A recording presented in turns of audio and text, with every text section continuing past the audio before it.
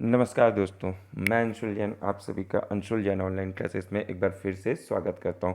आज हम लोग कल जो सीजीपीएससी प्री का पेपर हुआ है उसके सी सेट का सॉल्यूशन देखने वाले, डिटेल सॉल्यूशन की मैथ्स के क्वेश्चन, रीजनिंग के क्वेश्चन कैसे आए थे और कैसे बनाए जा सकते हैं।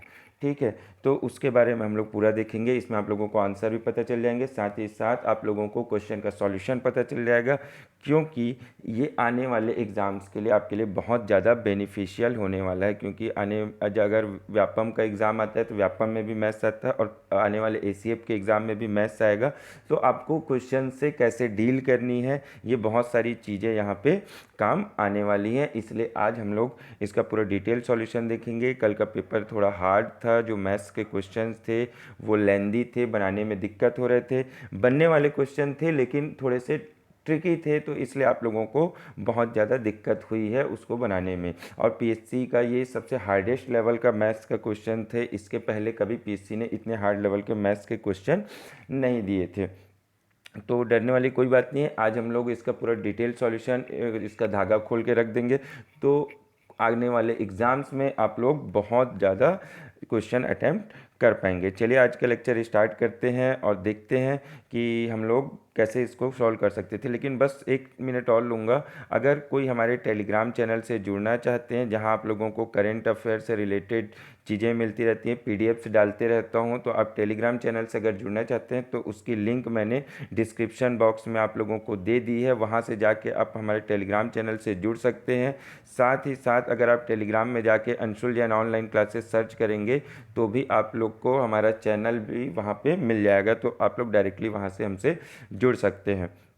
मुझे आप फेसबुक और साथ ही साथ इंस्टा पर भी फॉलो कर सकते हैं, उसकी भी लिंक मैंने डिस्क्रिप्शन बॉक्स में दे दी। चलिए आज का लेक्चर स्टार्ट करते हैं। देखते हैं क्वेश्चन नंबर 1। यहाँ पे जो 39वां क्वेश्चन था कि इसमें दिया था कि पहला शब्द दूसरे शब्द से जिस प्रकार से संबंधित है, उसी प्रकार यहाँ पे जो तीसरा शब्द है वो चौथे शब्द से कैसे संबंधित होगा। तो कौन सा इसमें सही आंसर हो सकता था, आप लोगों को बताना था। ये क्वेश्चन था जो आप लोगों का मुद्रा से जैसे भारत का रुपया होता है हमारा, ठीक है, वैसे ही हम लोग यहाँ चलेंगे। भूटान का नगल ट्रम होता है, भूटान का क्या होता है, नगल ट्रम। वैसे ही ईरान का क्या होना था, तो ईरान का जो होना था रियाल। ईरान का होता है ईरानी रियाल। ईरान का क्या होता है, ईरानी रियाल होता है। उस इसीलिए उसको हम लोगों ने यहाँ पे आंसर नंबर बी इसमें करेक्ट आंसर हो जाएगा। क्वेश्चन अगला देखते हैं। इसमें बोला है कि किसी एक खास कूट भाषा में फीचर को U V Z Z G F I V से लिखा जाता है, तो इसी कूट भाषा में कैरेक्टर को क्या लिखा जाएगा, ये इनका क्वेश्चन था। इसमें कुछ नहीं करना था दोस्तों, यहाँ से आप लोगों को ए बी सी डी लिखना था। ए बी सी डी कहाँ तक, यहाँ एम तक लिखना था। एम के नीचे से एन स्टार्ट हो जाता, एन ओ पी ऐसे स्टार्ट होता, और ए के नीचे में जेड, बी के नीचे में वाई, सी के नीचे में एक्स, ऐसे बढ़ते जाते। ठीक है, ये आगे ऐसे बढ़ते जाता। और ये तो इसमें कुछ नहीं किया था। जैसे एफ है, एफ के जस्ट नीचे में क्या आता है, एफ के नीचे में यू आता है। एफ के नीचे में यू आता है। ई के नीचे में क्या आता है, वी आता है। ई के नीचे में क्या आता है, वी आता है। डी के नीचे में डब्ल्यू आता है। तो बस वो उसी पैटर्न में इसने किया है कि एफ के नीचे में यू आता है तो उसकी जगह में यू लिख दिया है। ई के नीचे में वी आता था तो उसकी जगह में वी लिख दिया है। ए के नीचे में जेड आता था तो ए के नीचे में ए की जगह में क्या लिखा है, जेड। यही इसका कोड था। अगर आप कैरेक्टर के बेस पे जाते तो सी के नीचे में एक्स आता था तो एक्स लिखता, एच के नीचे में एस आता था तो एस लिखा, ए के नीचे में जेड आता था तो जेड, आर के नीचे में आई, फिर जेड, फिर एक्स। ये इसका इसका प्रोसेस चलते रहता है। तो इसका जो करेक्ट आंसर था वो ऑप्शन नंबर बी था, जिसमें आप इसको सॉल्व कर सकते थे। तो ये क्वेश्चन मुझे नहीं लगा कि ये कोई ट्रिकी था, क्योंकि इस टाइप के क्वेश्चन हमेशा व्यापम भी पूछते रहता है, पीएससी भी इस टाइप के क्वेश्चंस देते रहते हैं। तो ये क्वेश्चन बनाने वाला क्वेश्चन था।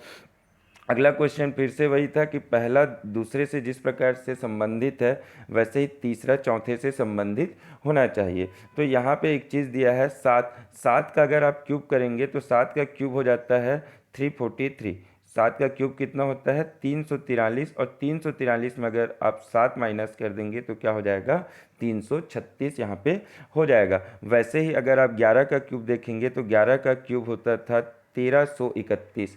11 का क्यूब क्या होता था, 1331 होता था। इसमें से आपको क्या माइनस करना था, जैसे यहाँ 7 था तो 7 माइनस किए, यहाँ 11 था तो 11 माइनस करते, तो आपका आंसर आता 1320। 1320 इसका क्या आता, बिल्कुल सही आंसर हो जाता। और इसका जो ऑप्शन नंबर सी है वो आप लोगों का सही हो जाता। ये भी क्वेश्चन मुझे नहीं लगा कि कुछ टफ था, ये क्वेश्चन भी आसान थे। इस टाइप के क्वेश्चन आप लोगों को फ्रिक्वेंटली देखने को मिलते हैं अगर आप रीजनिंग बनाते हैं तो।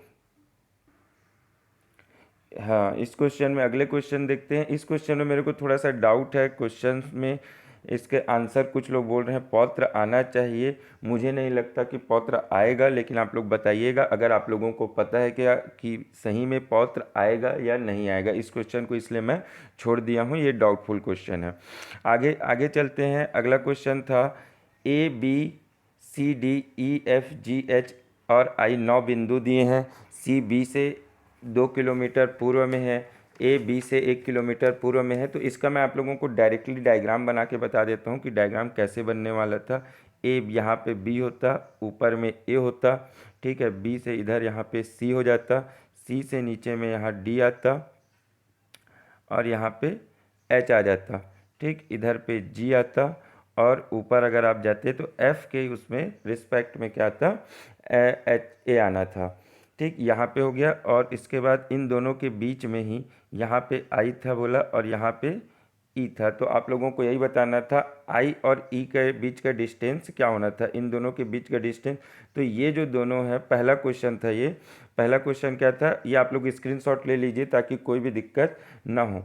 इन दोनों के बीच का डिस्टेंस आप लोगों को ज्ञात करना था, जो I और E के बीच का डिस्टेंस हो जाता। पहला इसका क्वेश्चन नंबर वही था। तो अगला देखते हैं, E और I के मध्य की दूरी क्या थी। तो जो B और E के मध्य की दूरी थी वही किसकी दूरी होनी चाहिए थी, B और H के बीच की जो दूरी होनी थी वही F और E के बीच की दूरी हो जाती। तो यहाँ पे आप लोग देखिएगा क्वेश्चन में क्लियरली मेंशन किया गया है कि कहाँ पे, देखिए यहाँ से B से 1 किलोमीटर उत्तर में है, तो B से 1 किलोमीटर उत्तर में अगर आप जाते तो A पहुँच जाता, ठीक है। और जो H है वो A से 2 किलोमीटर नीचे है। A से 2 किलोमीटर नीचे मतलब इन दोनों की डिस्टेंस 1 थी और इन दोनों की डिस्टेंस भी क्या हो जाएगी, 1। तो ये टोटल डिस्टेंस कितनी हो गई, 2। अर्थात B और H के बीच की दूरी क्या हो जाती, 1।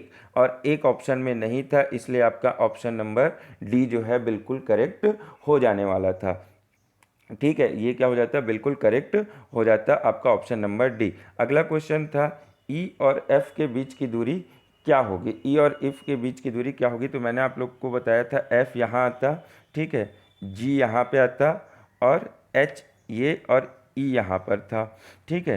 तो आपको ये बताना इन दोनों के बीच की दूरी कितनी थी। तो इन दोनों के बीच की दूरी 2 किलोमीटर थी, इन दोनों के बीच की दूरी 1 थी और इन दोनों के बीच की दूरी भी 1 थी। तो ये कितना हो गया टोटल, यहाँ पे आपका 2 किलोमीटर ये हुआ। तो आपको ये दूरी बतानी थी कि ये दोनों के बीच की दूरी क्या है। तो पाइथागोरस प्रमेय जैसे ही लगाते तो आपका यहाँ पे आ जाता पाइथागोरस प्रमेय से 2√2। अब कुछ लोगों का जो डाउट है कि पाइथागोरस प्रमेय कैसे लगाते हैं, उनको यही नहीं पता। तो ऑप्शन नंबर सी है, मैं आप लोगों को पहले बताता हूँ। पाइथागोरस प्रमेय क्या होता है, ये आपका ऐसा बन रहा था, इसको बोलते हैं लंब बोलते हैं, इसको बोलते हैं आधार, इसको क्या बोलते हैं आधार, और ये होता है कर्ण। तो जो पाइथागोरस प्रमेय होता है वो होता है कर्ण का स्क्वायर बराबर लंब का स्क्वायर प्लस आधार का स्क्वायर। तो ये हो गया कर्ण, आप लोगों को निकालना था, मतलब ये निकालना था, और बाकी चीज़ें दी हुई थी 2 का स्क्वायर प्लस 2 का स्क्वायर यहाँ पे आप लोगों को दिया हुआ था, ठीक। क्लियर, यहाँ पे आप लोगों को दिया हुआ था। तो 2 का स्क्वायर हो जाता है 4 प्लस 4 मतलब 8, और 8 का जो अगर कर्ण आपको क्या निकालना था, ये कर्ण का स्क्वायर बराबर आता 8। तो कर्ण बराबर क्या होता है, कर्ण बराबर हो जाता है √8। √8 आपका कर्ण बराबर होता है। यहाँ पे आप लोगों को लिख देता हूँ, कर्ण बराबर क्या हो जाता है √8। अब √8 को आप कैसे लिख सकते हैं, 2√2 के रूप में आप लोग लिख सकते हैं। तो आपका जो ऑप्शन नंबर सी है वो बिल्कुल सही हो जाता है, और इसमें पाइथागोरस प्रमेय ही वो पूछा था, ठीक है। ये थोड़ा सा ट्रिकी क्वेश्चन था। अब ये बोल सकता हूँ कि जो बायो वाले थे, कॉमर्स वाले थे, उनके लिए ये क्वेश्चन थोड़ा सा मुश्किल हो सकता था, बनाने में दिक्कत आ सकती थी। आगे देखते हैं आगे के क्वेश्चंस। अगला क्वेश्चन है 45th क्वेश्चन, जिसमें बोला है सभी पुरस्कार पदक हैं और कुछ पुरस्कार प्रमाण पत्र है। तो जब भी ऐसे क्वेश्चन आते हैं तो इसमें आप लोगों को गोला बनाना पड़ता है, ठीक है। तो सभी पुरस्कार पदक हैं, तो यहाँ पे आप लोग ये कर दीजिए, ये हो गया मेरा पुरस्कार और बाहर ये हो गया पदक। ये क्या हो गया? पदक। तो ये हो गया अंदर एक के अंदर एक, ठीक। सभी पुरस्कार क्या हो गए? पदक हो गए। अब अगला कोई आगे लिखा है कुछ पुरस्कार प्रमाण पत्र हैं, तो कुछ पुरस्कार क्या है? प्रमाण पत्र है। तो अंदर पुरस्कार है, ये कुछ और ये कुछ नहीं है, ये हम लोग ऐसा बोल सकते हैं, ठीक। और ये क्या है? मेरे पुरस्कार हैं। ये हो गया पुरस्कार। आपका क्वेश्चन ऐसे ही बनना था। ये हो गया आप लोगों का, ये जो मेन डायग्राम है ये इस टाइप का आप लोगों का, सॉरी पुरस्कार, यहाँ पे थोड़ा सा मैंने गलत मतलब लिख गलत दिया था, बनाया तो सही था डायग्राम। ये हो गया मेरा पुरस्कार, ये हो गया पुरस्कार और ये हो गया मेरा पदक, ठीक। और इसके बाद ये बना था, ये हो गया मेरा प्रमाण पत्र। ये बाहर वाला गोला क्या है? मेरा प्रमाण पत्र का था। अगला बोला है इसमें कुछ प्रमाण पत्र पुरस्कार है। कुछ प्रमाण पत्र क्या है? पुरस्कार है। तो यहाँ पे ये वाला पोर्शन दिख रहा है, मतलब क्लियरली दिख रहा है कि हाँ कुछ प्रमाण पत्र जो थे मेरे वो पुरस्कार थे, मतलब पहला तो बिल्कुल सही है इसका निष्कर्ष। अगला देखते हैं कुछ पदक पुरस्कार होते हैं, ठीक है। कुछ पदक क्या होते हैं? पुरस्कार होते हैं, बिल्कुल। अगर पूरे पुरस्कार पदक हैं तो कुछ तो इसके भी पोर्शन होंगे जो इसमें होगा, तो ये ऑप्शन भी बिल्कुल सही हो जाता। अगला है कुछ प्रमाण पत्र पदक होते हैं। कुछ प्रमाण पत्र क्या होते हैं? पदक होते हैं, मतलब ये वाला पोर्शन आप लोगों को दिख रहा है कि कुछ प्रमाण पत्र पदक है, अर्थात ये ऑप्शन नंबर सी भी बिल्कुल इसका सही है। इसका मतलब आप ये ऑप्शन नंबर ए में टिक कर सकते थे, और ऑप्शन नंबर ए में था सभी निष्कर्ष 1, 2 और 3 कथनों के अनुसार हैं। बिल्कुल ये सही हो जाता आप लोगों का, इसमें कोई भी दिक्कत आप लोगों को नहीं आने वाली थी। आगे देखते हैं।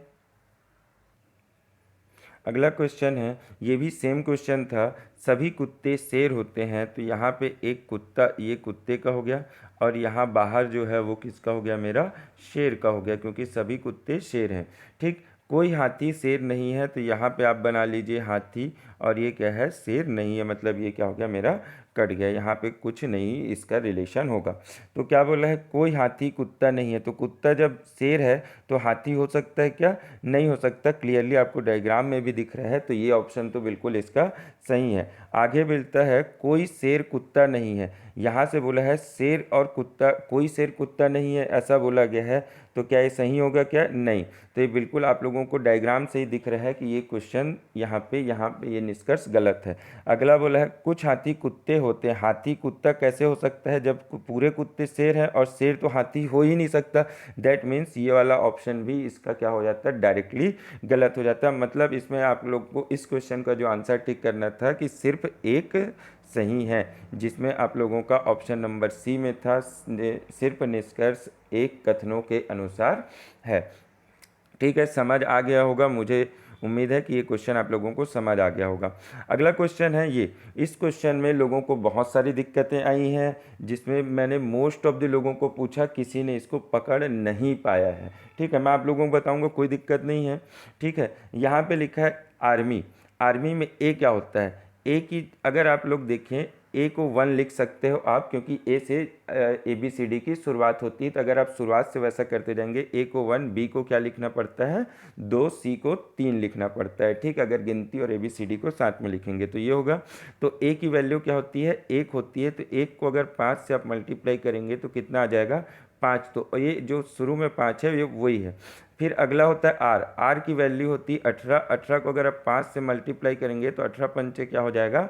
90। 18 पंचे क्या हो जाएगा? 90। तो ये जो देखिए 90 यहाँ पे लिखा हुआ है, 9 और 0, 90 यहाँ पे क्लियर लिखा हुआ है। अगला है एम। एम कितना होता है? एम होता है 13, और 13 को 5 से मल्टीप्लाई करोगे तो 65 आपका आ जाएगा। तो 90 के बाद यहाँ पे 65 आ गया। इसके बाद y कितना होता है? 25। 25 को अगर 5 से आप मल्टीप्लाई करेंगे तो 125 आएगा। तो ये जो 125 है वो आप लोगों का उसी चीज़ को दर्शा रहा है, तो अब आते हैं नेवी में। तो नेवी क्या होता है, एन होता है 14, 14 को 5 से करोगे तो कितना आ जाएगा, 14 पंचे 70 आ जाएगा। तो 70 वाले आप लोगों को यहाँ 3 ऑप्शन दिख रहे हैं, जो स्टार्टिंग में 70 है, 1 2 और 3। तो ये ऑप्शन तो बी ऑप्शन तो पहले ही आप काट सकते थे। अगला देखते हैं ए क्या होता है, ए का 5 तो पहले से ही पता है। तो यहाँ पे हम लोग देखिए 5 किस में, दोनों में है, मतलब ये डी ऑप्शन भी यहाँ पे आप लोगों का ख़त्म हो जाता। इसके बाद आता है वी। वी कितने में होता है, वी जितना मेरे को याद है 22 में होता है। तो 22 पंचे कितना हो जाता है, 110 हो जाता। और जैसे ही 110 आप लोग करेंगे तो इसमें 110 इसमें भी है और 110 यहाँ भी है। अब इसके बाद वाई। वाई का तो आप लोग पहले ही निकाल चुके हैं, वाई का कितना होता है 125। तो ऑप्शन नंबर जो सी था वो बिल्कुल सही यहाँ पे हो जाता। बस आप लोगों को क्या करना था, 5 5 का मल्टीप्लाई यहाँ पे करके चलना था। ठीक है, अब चीज़ें समझ आ रही होंगी आप लोगों को कि ये क्वेश्चन कैसे बनने वाला था। ठीक है, आगे चलते हैं और आगे के क्वेश्चंस भी देखते हैं हम लोग।